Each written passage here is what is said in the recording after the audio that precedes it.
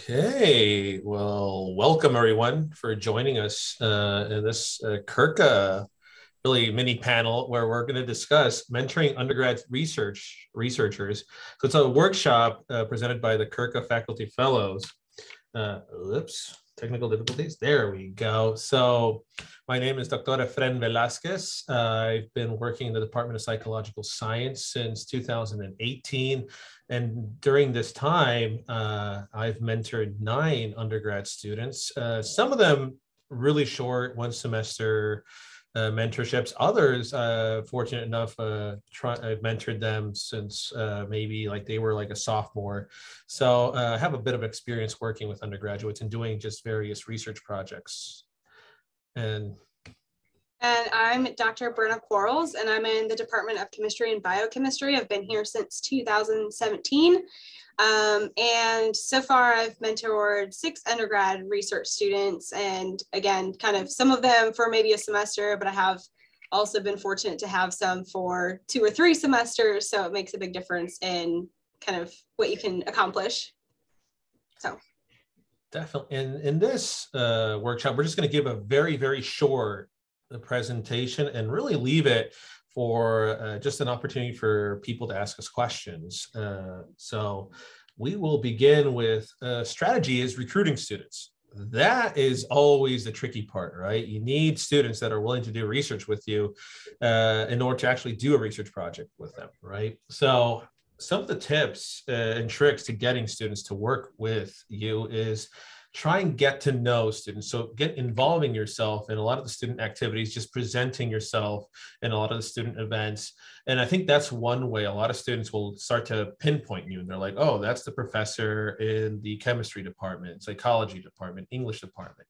Because sometimes I think, especially early on, we tend to kind of lock ourselves in our office trying to work, get tenure. So a lot of students don't get to know us unless they actually take a class with us. So actually engaging with students in some of these events, and of course, if you have the time, is actually, I think, key when it comes to trying making those connections. Some of them is definitely volunteering in the departmental presentations. So some of the social sciences, for example, have brown bag presentations where they invite students and faculty to present their own research. So you're promoting all your research projects in which the students can get to know what your research area is. And B, again, this is an opportunity where a lot of the students can get to know you as a person. And definitely one of the best methods for me to recruit students is catching them early on in classes. So following up with them if they have, and I think when you know a specific student has that it factor, that interest to do research, it's really important to try and catch them as early as possible. Yeah, I've seen the same things in terms of getting them just from your classes. I gave an assignment one time, and just from the assignment, a student said something about being really interested in organic chemistry. And I actually reached out to them and said, hey, are you interested in doing research within organic chemistry? Because that's my field. So, I mean, you can get them earlier on sometimes when you have them do some of these writing activities and stuff, just to kind of get to know their interests. And I mean, as it says, training does take a lot of time, oftentimes when you're doing research, because they have to understand the project, they have to understand what the point is, right? There's a lot that goes into a research project.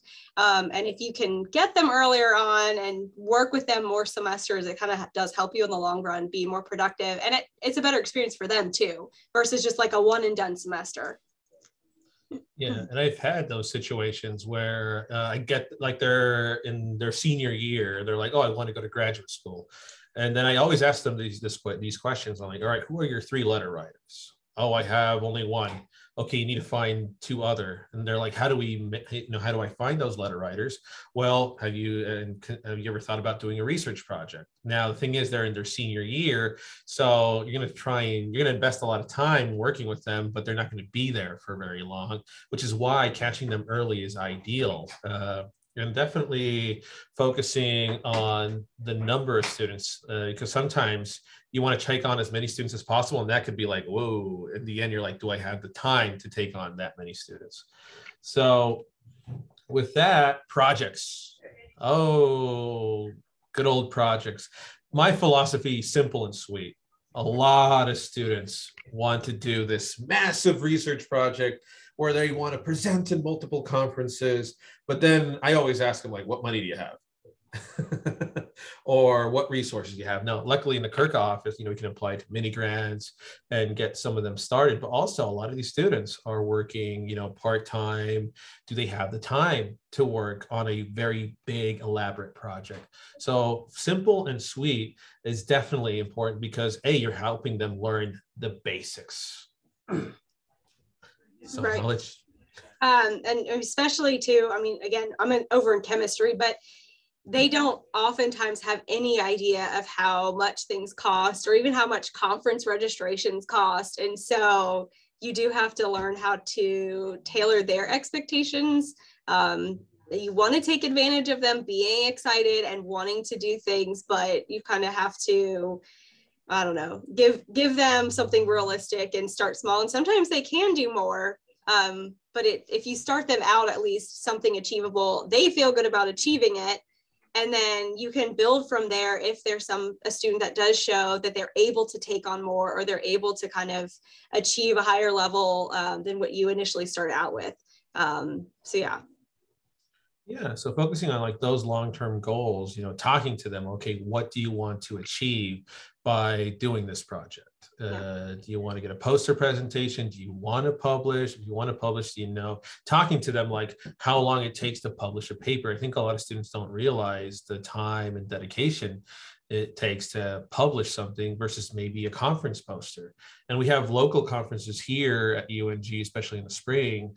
And then we also have NCURC, the National Conference for Undergraduate Research, which is an excellent avenue, especially right now, since a lot of it is online via Zoom and a lot cheaper for them as well. So definitely talking about the long-term goals, short-term goals, and how this project and finding a project to achieve those goals. Because as always, one project is always going to lead to another. That's one of the goals of research, and teaching them that is definitely helpful. And not only focusing on long-term, short-term projects, but what will they learn? They're going to get, again, a letter of recommendation. They do a good job, a letter of recommendation. So selling them that letter recommendation for working with you on a research project, because you're going to assess their skills and also teaching them those skills that are necessary, not only like in graduate school, but also skills that can be very helpful in the outside world when they find a job. Communication, time management, problem solving, all of these are skills that can be transferred, that can be used in different settings as well. Yeah, I have a lot of students who don't know if they want to go to grad school, and for chemistry and sciences, right? I mean, it's definitely going to involve a lot of research. And some of them were like, well, I'll just go to grad school. And then we've had graduate or, students that go and they're so unprepared for graduate school because they didn't do research. And so it's really important to help them understand earlier on, like, this is research. Like, no, we're not an R1 school, but you can still get them the skills and abilities so that when they do go to an R1 school, they do feel like they can figure out what to do. They have those soft skills. They have kind of some kind of groundwork before, they're just thrown into that. And so we've really tried to step that up here, especially over in the chemistry department, because we've seen some go off with kind of without that experience. And it's so much harder for them. So it's a great thing to try to get students that are thinking grad school to try to get them into research again earlier on, just so that they know what they're getting themselves into, because they might find out they hate it. I mean, that's what happened to one of our students. They were like, I just don't like research. Well, then grad school's not for you, which is okay. But maybe you would have wanted to know that before you got out and started grad school, and you could have been looking for a career path instead. But we also see a lot of students just need those soft skills. They need to know how to communicate and problem solve and teamwork, which is, kind of surprising when you get to this level. But I had to tell one of my classes recently, last semester, do you know that most people who get fired from their jobs within the first year are fired because they're lacking the soft skills? So it's a really sobering statistic, really. It's a Department of Labor stat you can look up, but the fact that so many students are getting out there without the soft skills to kind of survive and thrive getting them to understand you're going to help build those too. I think research is a really good way to do that, in addition to just all the hands-on practical skills. So.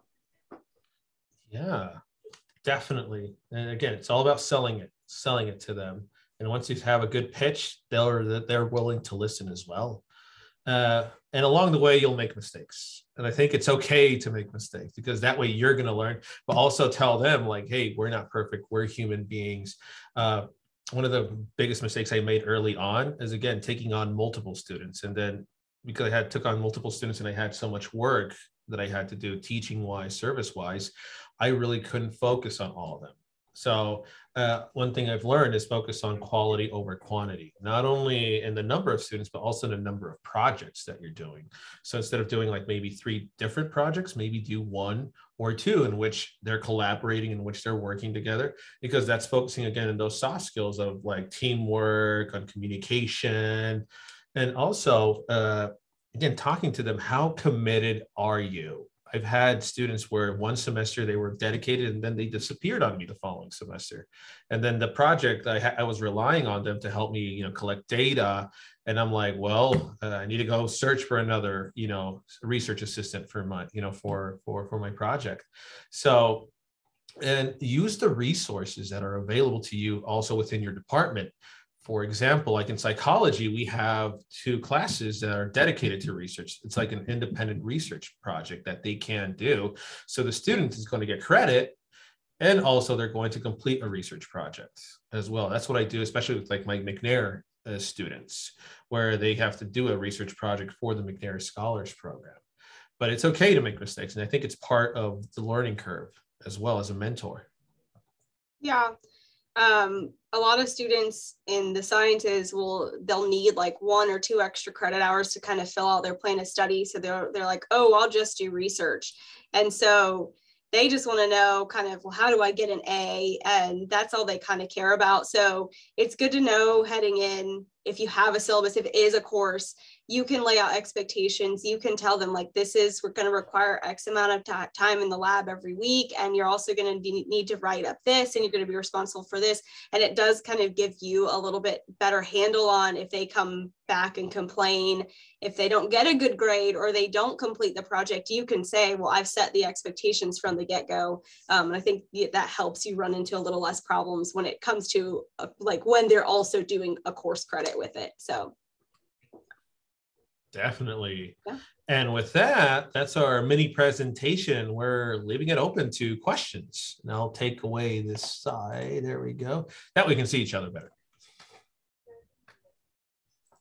I have a question on timing. So I tend to get students for 1 semester, and I'm a new digital historian in the history department. I've been here since 2019. And so digital history lends itself nicely to small confined research projects. But I'm struggling with the timing of getting to know the student and then having them work on something. Maybe they're not in my class. Are they in your class when they're working on these projects? How does that tend to work for you? Like, is it within the context of a class, or do you meet them in class and then they work on something on their own? How does that tend to work for you? So for me, normally I meet a student in class, and it's not till a following semester that they'll come back around and do research, just because normally we're partway through the semester before they realize, oh, I'm interested in doing research. So it does take a little bit more planning and effort, just because you don't encounter them on a weekly, like they have to come for research, but you're not encountering them like, oh, I know I'll see them in class so I can talk about them. So it's a little bit more, I think, if you have a lot of students, especially, it's a lot more to keep tabs on when they're not in your class. But for me, normally they might circle back around and take like an advanced class with me later while they're doing research. But initially, they're normally getting started after they've already left my class. Yeah. Yeah, and I've a lot of the students that I've had work with me, they've taken like my statistics class, one of the early classes that they have to take in the psych curriculum. And then I have an eye, I'm like, okay, you're doing good. I'm going to like try and like come on over here. And also, and I think a lot of it has to do with me going out to these events, kind of like I made my research known. My research focuses on the Latinx population. So a lot of colleagues will actually, talk to a student who's interested in a specific project. And then my colleague will refer them to me. And then we'll talk about the project to see like, okay, do we match? Or is there maybe someone else that can like help you out? But again, that's where I had to like throw like my first couple of semesters, I was going to like a lot of LSA events, MSA events, trying to make those connections. And slowly but surely, all of a sudden people are like, oh, that guy does research with Latinos. So send them that way. And I'm like, oh, okay, there's a new, so, I've had students that taken my class and students that haven't taken my class that just wanted to get to know me. So it's a lot of strategy though. It's a lot of outreach. If I can weigh in too, Erin, one way that my department when I'm teaching is English. And one thing that you can do that may help as you're getting started with undergraduate research, and I'm sure that Efren and Brianna are also doing this, is like you said, if you have small projects in your class where a student could grow it a little bit, sometimes if you time it just right, you can have a student who maybe you identify in the class and it's in our spring semester when we're going to do the annual research conference. And they're able to grow a project in class and present it there.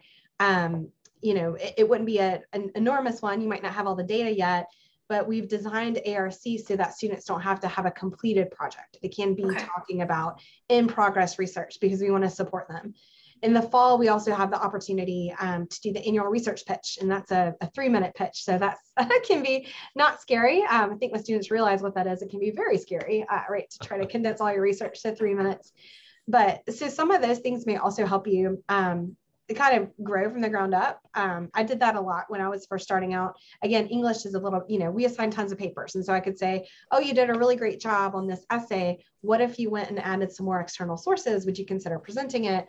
And so it made it easy in my discipline to do that. The other thing I would say, putting my honors hat on, is if you have an honors student and you recognize in the first couple of weeks of class that they are an outstanding student interested in undergraduate research, they might be eligible to do an honors upgrade. Especially on the Gainesville campus, we're building our honors program there, and we're allowing students to upgrade even courses at the first and second year levels. Typically in Dahlonega, it would need to be a 3rd year class that they would upgrade, although they're sometimes we'll have some wiggle room with that. But if you have a student who's in honors, especially on the Gainesville campus, we want to grow that program. So they need to do the honors contract by about the 3rd week of school typically. So you'd have to identify them early, but giving them a little bit of resource to help them deepen their learning, that's another way that you could work with some research students. That's awesome, thank you. I was going to say, Efren, you made a good point too. If you have other colleagues who do tend to see them in like lower level courses before they would get to you, and they can kind of see interest, like I'm an organic chemist, but someone teaching general chemistry might be like, hey, so-and-so is heading into your class. They were a really great student. Keep an eye on them. So if you can get some colleagues that are kind of aware of your research and know how to maybe spot some of those talented students, you can also kind of recruit that way. I've ended up finding students that way. I know a lot of us around here kind of watch out for each other or see someone's very interested in a certain area specifically and then say, hey, you should talk to Dr. So-and-so because they're doing some really cool research. So it is a really good way to try to spread the word as well. Yeah. And I highly recommend, if you especially want that like one-on-one experience with a student within your discipline, reach out to the McNair Scholars Program because they work with students trying to get them into graduate school. So last year I had my first McNair student. Now, I was a former McNair Scholars Program. I worked with Jimena Luna, who's now in University of Georgia, and she wasn't a psych major at all, but her research was somewhat aligned with mine. She was in modern languages, and I really put her through the ringer trying to go through IRB, collecting data, but she came out with an amazing project. And hey, that looks good on her, awesome skills. B, that also looks good on you. You can put it on your CV, put it on your annual eval when you're applying for tenure. So the McNair Scholars Program, I think, is an excellent source. Even if you haven't been in the program yourself, just throwing your name out there saying, hey, I want to do a research project with a student. If you have any potential students like within the English department or in your department, then whenever they do have a student that's like that major, they'll consider you. They'll think of you right off the bat. It's a great idea. I have to brag on Jimena too. Not only was she an amazing McNair, but she was also a Fulbright semifinalist, which to this amazing grant in Spain where they only were going to choose one, and she was an alternate for it. So she's an amazing student. Thank you for mentoring here, Efren. She's great. She was our office student worker as well. So yeah, she did a lot. She did everything, basically. Yeah, she did everything. I had to tell her, like, hold on, take a breather. Like, you need to like focus on this. She was so good though. She would come and she would like, I would think we had 30 minutes for a meeting, and she was so professional. She'd say, I'm sorry, Dr. Lynn, I need to go now. I have another appointment. And then she would run off to like her next of like the 15 appointments she had that day. So sorry, wonderful student. But keeping an eye out for those students, that's key. And then encouraging them and pushing them to do projects. And even talking about Jimena, she is wonderful for recruiting other students for our office and putting other students in contact. I mean, I tend to think that good students run in packs, and if you can meet one of them, then more will follow and come along. Especially if, you know, in tight-knit groups, I can imagine like chemistry, when they're in labs together, they really know each other and can push each other to find mentors. So I think it's great. So could you all talk a little bit about how you sell your projects? I'm really interested in that. I like the way that you phrase that. We talk about that all the time in scholarship land. How do we sell applying for a scholarship, which can be difficult? Could you each talk us through that? Yeah, Bria, want to start? Sure. So honestly, a lot of the times I get students that either kind of get directed to me from other faculty, or I realize that they're very interested in organic chemistry, and some just kind of come out of the blue like, hey, I'm interested in doing research. What do you do? So generally, if a student's interested in research with me, I'll sit down and I'll tell them kind of what the projects that if I'm working on a current project, I'll tell them about the current project, or if there's something I want to start, I'll tell them kind of maybe here are some options as far as what we could do.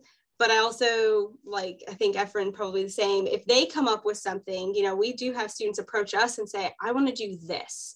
What could I do? And so you could sit there and talk to them about, well, your project, as you're telling me, is maybe a little bit much, but what if we did this? And you just kind of have that conversation.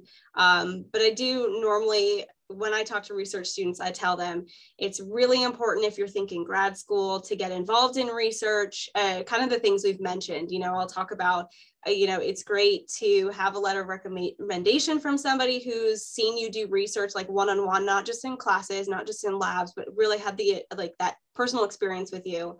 And I just, you know, talk about the advantage of having a poster or a conference presentation before applying to grad schools or professional programs or whatever it is that they want to do. Even if they just want to go and start a career path, just having some experience and showing that they've got skills, technical skills, but again, also those soft skills, it's just a very big sell for helping them build their CV, know what to expect kind of in the next step. So I really try to encourage them. And even if they decide they don't want to do research with me, maybe they're like, this is not what I am interested in, I still try to encourage them, well, find somebody else in the department who's doing something you are interested in, because it's still really, you know, like, of course we'd love to have research students, but it's really important for you as a student to get this experience so that you have, you know, those skills as you move forward. So that's kind of how I pitch it to them. Yeah.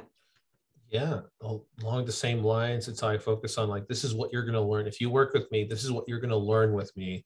Again, early on, I was very, especially when I started at UNG, I was like, yes, everyone come in. And then again, maybe we just didn't match personality wise. Maybe there was a little bit of miscommunication. And then now when I have a student that's interested in working with me, I have a conversation with them. I'm like, all right, these are kind of my expectations. This is how I am. However, if you work with me, this is what you're going to get in the end. And I'm a little bit more honest. And I've been known to be a professor who likes to like relax, but also have fun, joke around. But at the same time, I have high expectations of my students that work with me. So that's why some students are like, dang, you're like Dr. Jekyll, Mr. Hyde, depending on the scenario. But then I'm very honest with them. I'm like, all right, this is what you're going to get. This is my requirements. But if you do it, you're going to get a strong, I always emphasize, a strong letter of recommendation. Not just a recommendation, strong letter of recommendation from me. And these are the skills that you will have if you work with me for at least a year or a year and a half. And I think that tends to get them to like think about, especially if they want to go to grad school. I sell it like, this is for grad school. This is what you're going to need. This is how I'm going to help you based off of working with me. Or if you're finding a job, again, try and kind of make that connection based off of what they want to do and how working with me is going to help them in accomplishing their goals.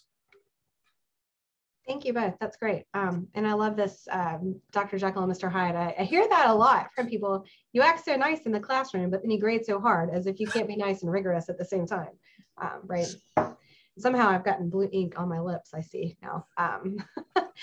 So I did have one more question, and that's actually for you, Erin. I know you're new here, and I don't think that we've had a digital historian before. So I'd like to hear a little bit about your field and your research. I've dabbled in digital humanities in the past, just in case we do have a student who comes through the CURCA office who would be. Oh yeah, sure.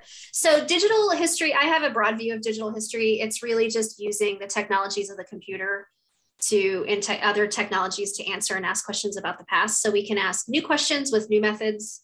We can ask old questions with new methods, but it's a lot of data use. So in my personal research, I study incarceration data, and particularly women who are incarcerated, and what are the trends and the patterns that we can learn about the way women are incarcerated and why from the actual populations that move through the system, as opposed to just what these people say they're doing, right?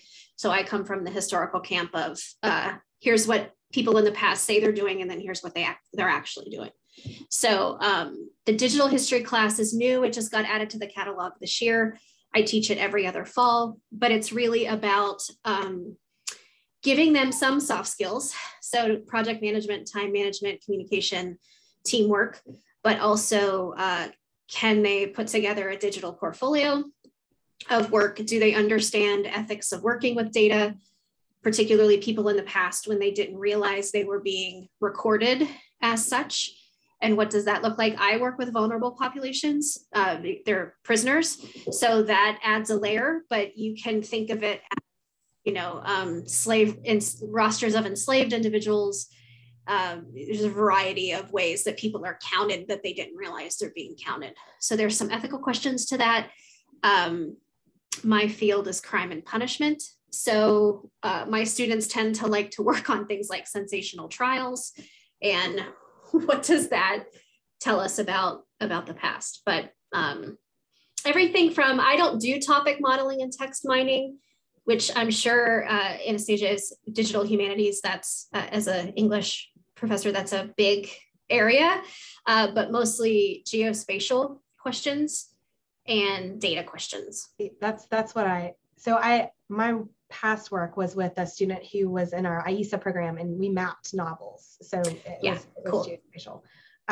But yeah, very, awesome. Very cool. I hear a lot of overlaps with other fields. It sounds like you have some great learning community potential in your future as well. Very exciting stuff. Thank you. Yeah, of course. And I've been here since 2019, so I'm just getting it. Most of that has been in quarantine and COVID. So I am trying to, it's an auspicious time to start. But I'm trying to, student research is one of the big key drivers for me. So I want to try to get as involved as I can, and just I'm an introvert by nature. So just figuring out how to, push myself in new directions and get to know people. So it's been hard with hybrid classes, but I have hope for the future. Well, I have hope too. Alice, who's on the line, she also came in she came in 2020. She's been fully in COVID. Yeah, she got here. I'm sorry. So, but no, that's awesome. Welcome to UNG. Thanks. I love it. Yeah. Great. Are there other questions, thoughts for discussion? I'm sure I will have some in several weeks. This was great. Thank you very much. This was a nice introduction to how to at least start thinking about how to formulate some ideas. Yeah, thank you, Brenna and Efren. This was fantastic. I really appreciate it. The help, and thank you for the invitation. I learned a lot. I love hearing your pitches. That helps me. I feel like I'm the pitch person. I have a pitch for everything, but it's good to hear hear other pitches, get you material, right? Definitely, and we're more than happy to help. And if you ever like need to chat, Yeah. we're always here. I think on the CURCA website, I think our like contact info is there as well. So. I think Allison was going to agree that it is. Yes, I know we put in that web edit. I'm pretty sure it's up there. It is up there. I was going to be like, yeah, but you two are on there. So any questions? That's right there. Yes, and please do, Erin, feel free to reach out to both of them. That's what they're here for. I appreciate it so much, you two. Thank you, thank you. And if there are any other questions, that will conclude our session for the day, but it was great to see everybody and be in this space with you for a little bit. Thank you. Thank you. Thanks, Thank everyone. you. Have a good one. You too. You too.